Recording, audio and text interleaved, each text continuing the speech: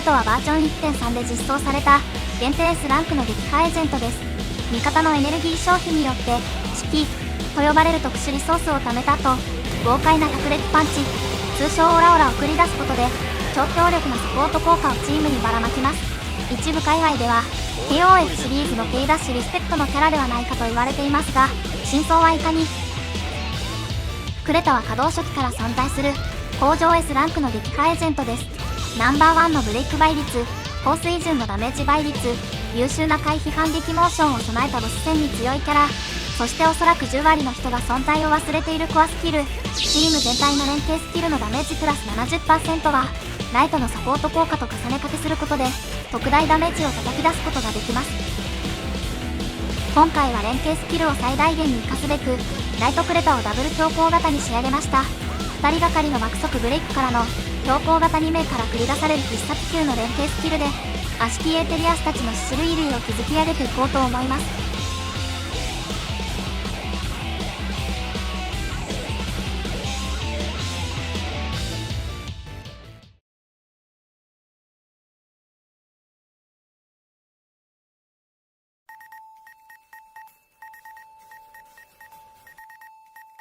それでは今日の目次です。まずは強行型ライトクレタの強み、そして運用上の注意点を解説します。その後、実戦のサンプルとしてスピードクリア、ノーダメージの2戦をお見せし、最後にまとめで締めるといった流れで進行します。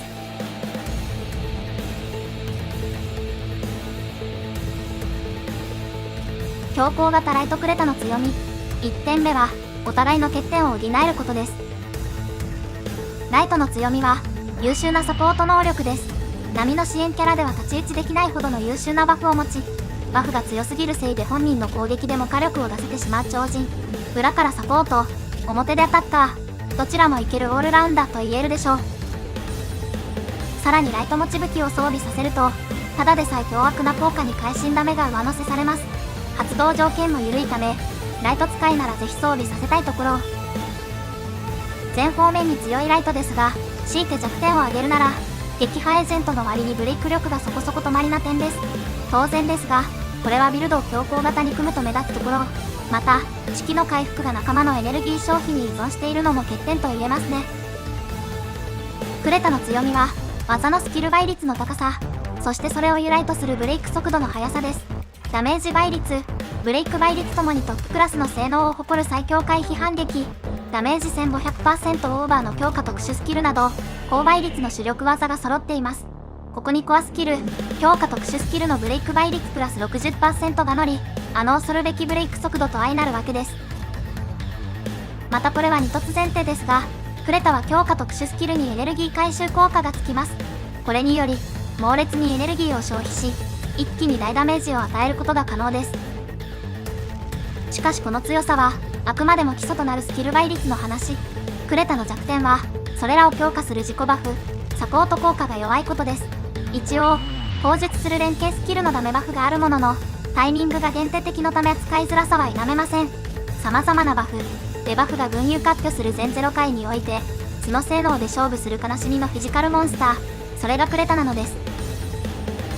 それぞれの長所と短所をまとめるとこんな感じ。そしてこれお互いの長所がお互いの短所を補う形になっています。ライトからは優秀なサポート効果を提供。クレタの高い基礎倍率にバフが乗算され大幅に火力アップ。クレタからはブレイク性能、式の回復サポートを提供。爆速ブレイクとオラオラの連続使用を実現できるわけです。強行型ライトクレタの強み、2点目は必殺級の連携スキルが使えることです。このパーティーの真骨頂はライトとクレタのバフを重ね掛けした時の連携スキルダメージにあります。ライトの炎ダメプラス 75% が強すぎるのはもちろんのことですが、クレタの連携スキルダメプラス 70% も対象範囲が狭いだけで効果自体は非常に大きいです。それではここでライトクレタがフルバフをかけた場合のダメージを試算してみましょう。ダメバフは前述した2人の合計でプラス 145%、3枠目支援キャラがスイングジャズをつけていたらプラス 160%、攻撃力バフは3枠目支援キャラをルッシーとしおよそ 1.3 倍ほど伸びると仮定。耐性補正はライトからの 15% ダウンのみ。敵は当倍を想定し弱点補正は計算しないこととします。会心ダメージは演木やらライト持ちやらの補正を考え、期待値プラス 100% で試算。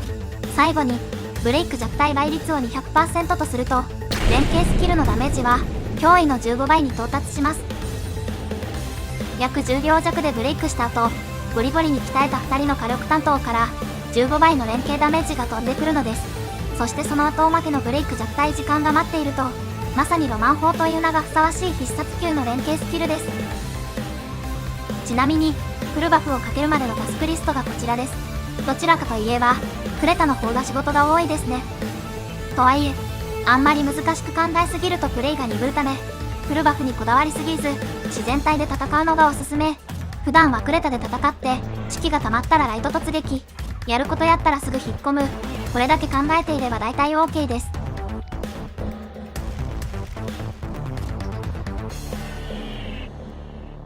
強行型ライトクレタのポテンシャルを引き出すには気をつけなければいけないポイントがあります。1つ目のポイントはパーティーの3枠目に強行またはカリュドーンの個人絵を入れること。これがライトのコアスキルの発動条件になっているため、この編成以外では炎ダメプラス 75% が発動しません。これ意外と見逃しがちな落とし穴なんですよね。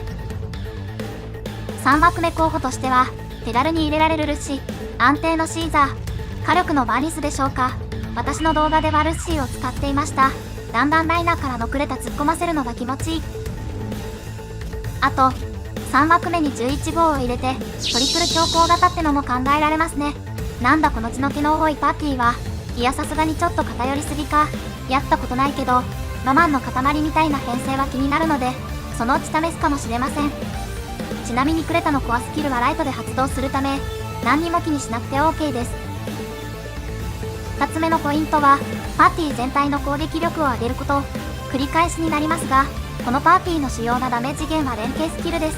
連携スキルは文字通り仲間と協力する攻撃なので、火力担当が1名だと進化を発揮できません。十分にダメージを出すため少なくとも2名は火力に特化させたいところ。今回2人をダブル強行型に仕上げている一番の理由は実はこれだったりします。また余裕があるなら3枠目の火力を伸ばし、ポンプの攻撃もバカにならないのでちゃんと育てるのが吉。このパーティー育成コースは結構高いので注意。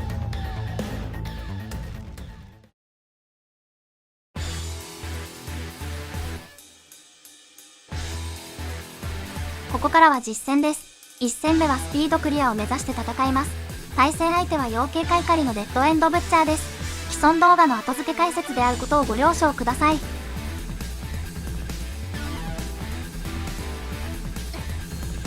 開幕はルッシーの弾丸ライナーからクレタを突っ込ませ、強化特殊まで打ち込みます。エネルギー温存のためここはバフ一掃で片付ける予定です。ハリーからライトが入ってオラオラタイム、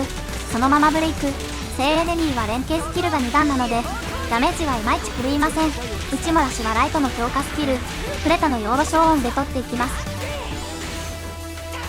そしてここからテンプレコンボ、ルッシー強化特殊クレタインクレタ強化特殊マイステキャンセルクレタ強化特殊スワップライトインライトオラオラライト強化特殊フルバフ乗ってブレイクです。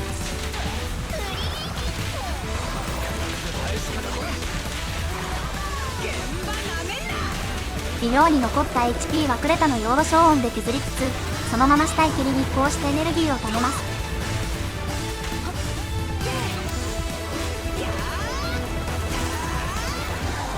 ボスの最終形態に合わせてテンプレコンボを再度ぶち込みます。ルッシー強化特殊クレタインクレタ強化特殊マイステキャンセルクレタ強化特殊スワップライトインライトオラオラライト強化特殊フルバフ乗ってブレイクです。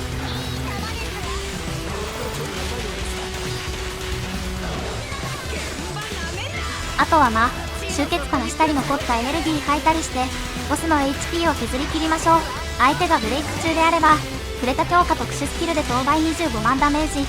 ライトオラオラで当倍20万ダメージくらい。これはこれでなかなかのダメージですね。GG。クリアタイムは1分17秒です。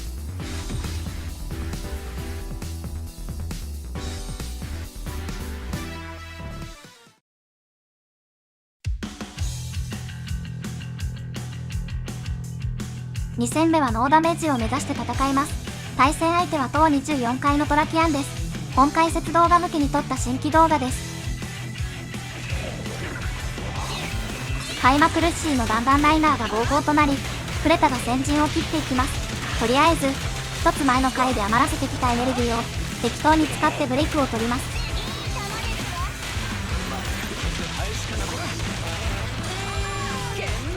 ノーダメージクリアを目指す場合、ブレイク時間はエネルギー回復に充てます。ここで無理して追加ダメージを取るより、次の連携スキルに備えて充電しておきましょう。そしてブレイクの終わり際にライナーとオラオラ、敵が動き出す前に安全にバフをかけ直します。集結スキルはまだ温存しつつ、第2ラウンドではクレタのくるくるアタックをこすり続けます。これ一発でダメージ 700% やからな。通常攻撃フルのバカらしくなっちゃう。そして強化特殊スキル2連発からのブレイク2回目。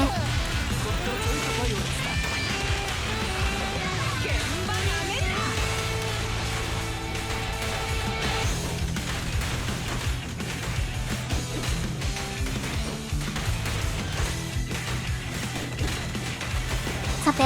ここからが大事な第3ラウンドです。2体目がシャシャリ出てくる前に、これまで貯めたエネルギーと集結を全部離します。あとは野となれ山となれ、強引にブレイクまで持ち込みましょう。はい、3回目のブレイク。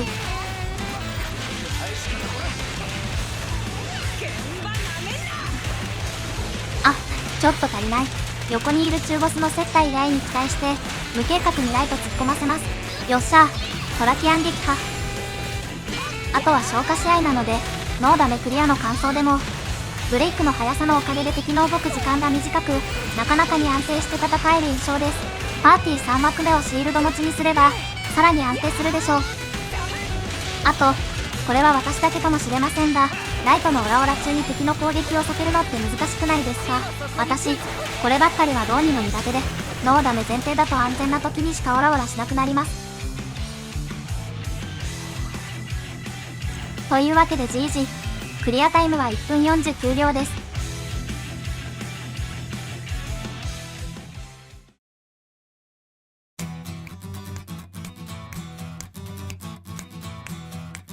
まとめです。